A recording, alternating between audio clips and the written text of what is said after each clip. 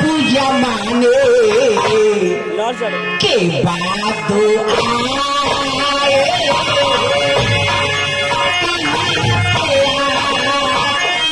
माने के बाद आए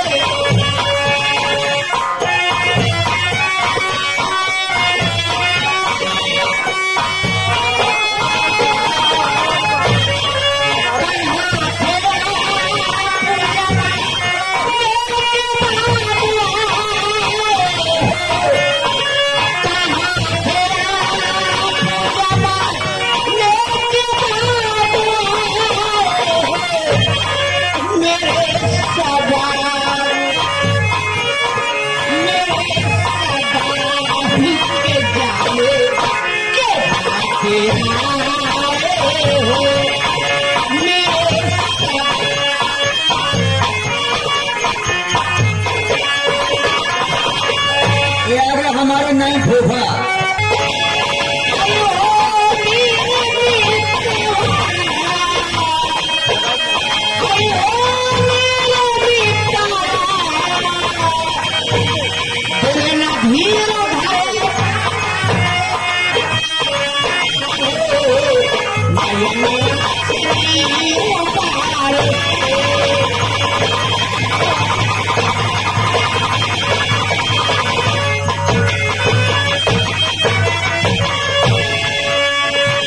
चौथा सन 1891 आया दिलवा चौथा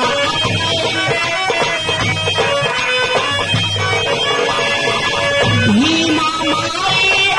के गोदिया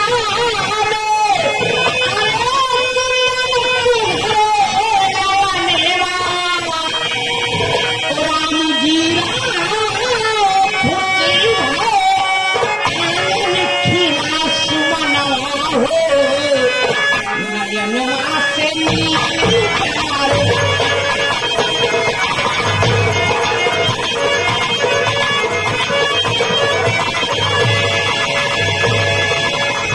ये हमारे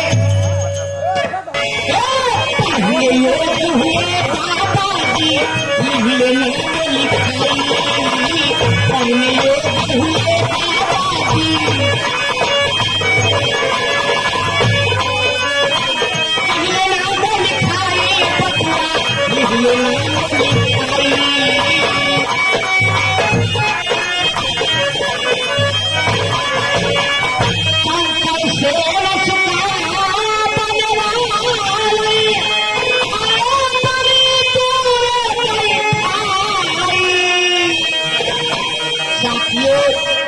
आज के समय में हर एक कॉलेज में आप देखेंगे एक नहीं बल्कि 2-4 नल की व्यवस्था है, लेकिन उस समय में नल की व्यवस्था नहीं थी। घड़े में पानी रखवा दिया जाता था, सभी बच्चे लोग वो घड़े से पानी निकाल पीते थे। लेकिन बाबा साहब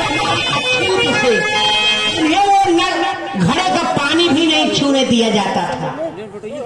पानी